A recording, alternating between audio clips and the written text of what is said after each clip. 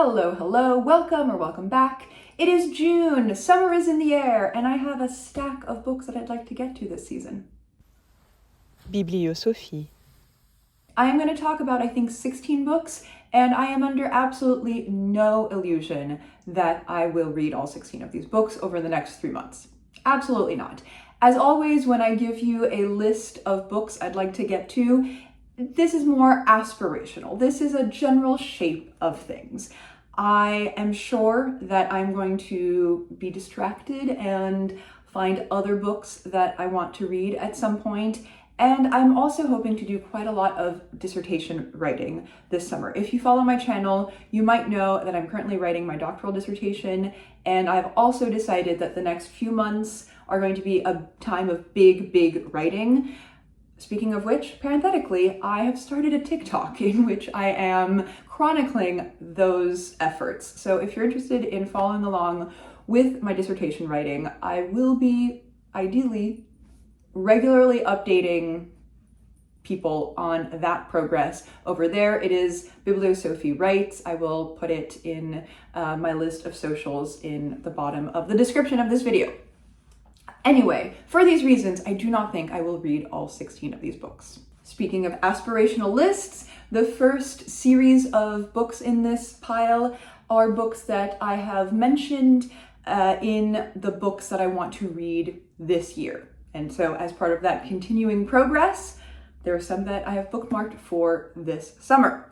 First up is Clarice Lispector, The Apple in the Dark. I have mentioned that I want to finish reading all of Lispector's novels this year, and this is my last one. I have just this rather chunky offering left. I have also mentioned that I'm a little afraid of it because it is longer, and I don't know, I have it in my head that it's harder to delve into longer Clarice Lispector.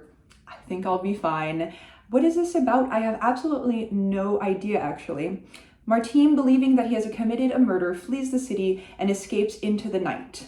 Described by Lispector as the best one, this intoxicating portrayal of a man searching for his destiny is her mystical, enigmatic masterpiece.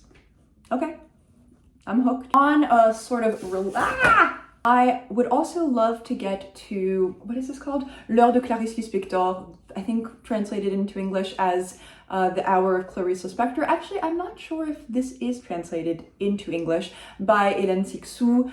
This is a book I've been wanting to read for several years as part of my Lispector project.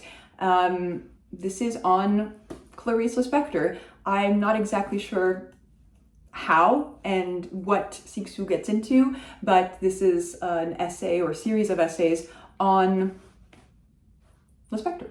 So it seems like a good addition to my Lispector reading. Another novel completionism project that I have is Toni Morrison, and next up chronologically for me is A Mercy. I also don't know what this one is about, but it takes place in the 1680s during the slave trade. So this will actually be an interesting change for me with Morrison, because I'm used to books that take place in the 20th century. So yeah, we'll see. I love Toni Morrison, and I'm excited to continue my completionism journey. And the third completionism project that I've taken on is Elena Ferrante. I have only one of her novels left, which is The Lying Life of Adults. I don't own it, but I might get to it this summer. I don't know what it's about either, but I also don't have a copy, so we'll discover together. The next two books are part of monthly reading challenges for me, and they're both for June. The first is Une si longue lettre by Mariama Bâ. This is a sort of stack of shame book because I have been saying that I'm going to read it for a year and a half now. So June, I think, is Reading Shame Absolution Month. It's not worded that way, but something along those lines. And I said in a video at the beginning of 2024 that I would read this classic, which is written in the shape of so long a letter. And I have yet to take it on. It's very short. I have, I think, no excuse. I am going to read it very soon. And another book that I've had on my list for actually quite a while is Ali Smith's Hotel World. I bought this book several years ago. I've been meaning to read it. I love Ali Smith. I love a lot of her books, and this is an earlier one of hers, I believe, that I'm going to read in June also. Then we have several reread projects. I recently made a video in which I talked about very hyped books and which ones I felt are worth or not worth their hype. And that got me thinking a lot about classics or very, very popular books that I have read and that I've kind of forgotten. So since then, I've really had in the forefront of my mind several books that I want to re-explore.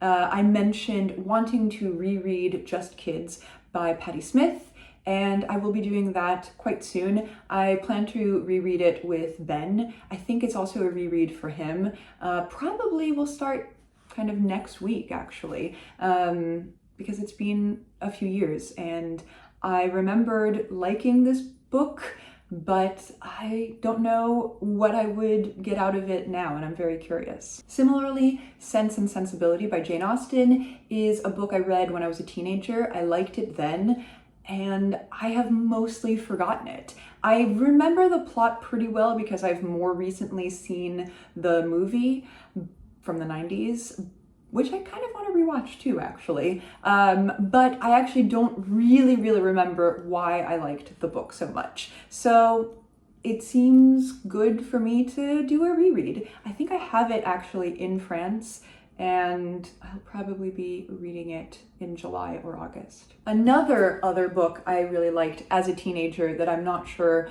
what I would think of now is The Unbearable Lightness of Being by Milan Kundera. I haven't read this in years. I really liked it. It was like a cornerstone of my personality for a little while when I was a teenager, and I have no idea what I would think of it now. This is, if memory serves, although I'm not completely sure, kind of a series of love triangles or love quadrangles, and yeah, I don't remember most of the plot.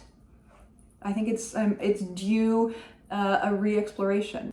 I also have never watched the, I think, 90s or maybe 80s film adaptation of this, and this could be a good pretext to watch that as well. Rounding out the category of books Sophie liked as a teenager but hasn't reread in a long time is Franz Kafka's Letters to Milena.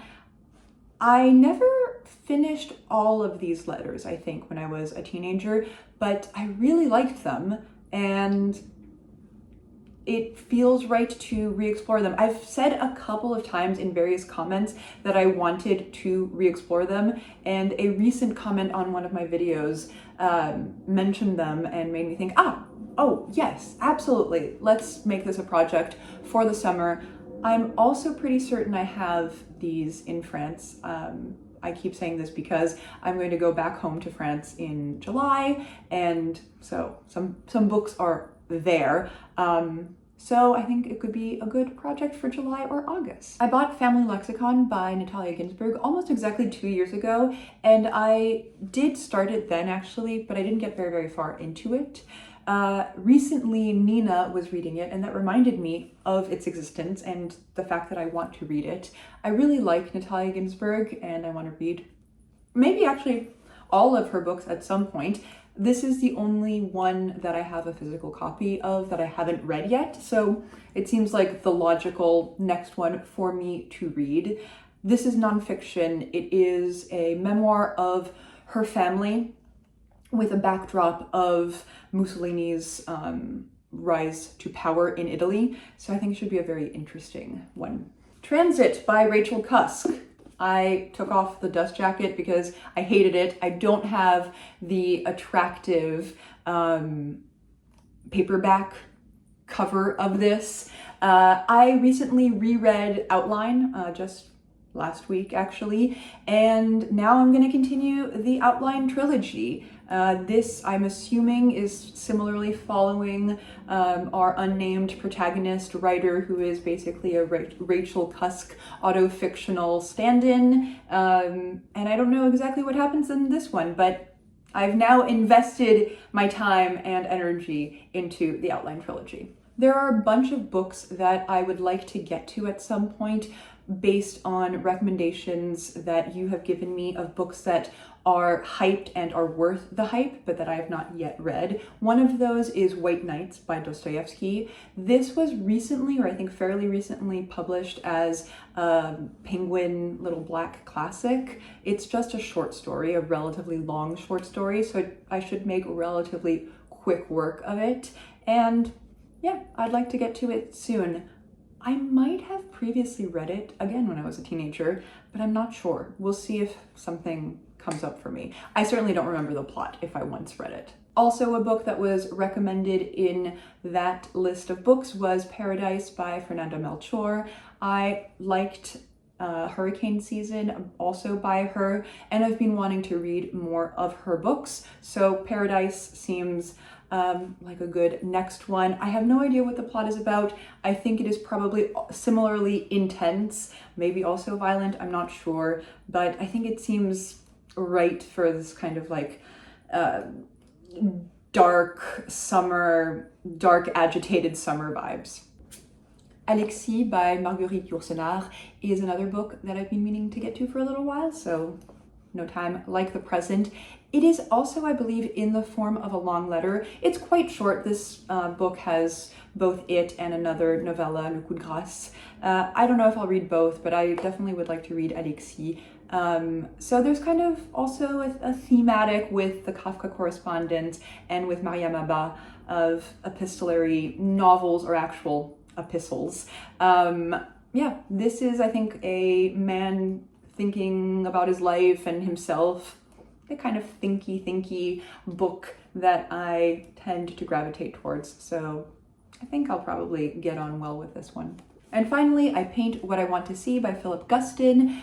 This was a Katie James book club pick several months ago. Did not read it then at all. I'm late, but it is something that I want to read. This is a series of essays or considerations by Philip Guston, who's an artist I really like, about art and his process, I think. I'm not exactly sure. It's a series of different essays or considerations kind of collected together, interviews as well, but I think it'll be very interesting. I don't know if I will read this cover to cover or just dip in and out of it, but yeah, it seems like I ought to get to it. And that's it.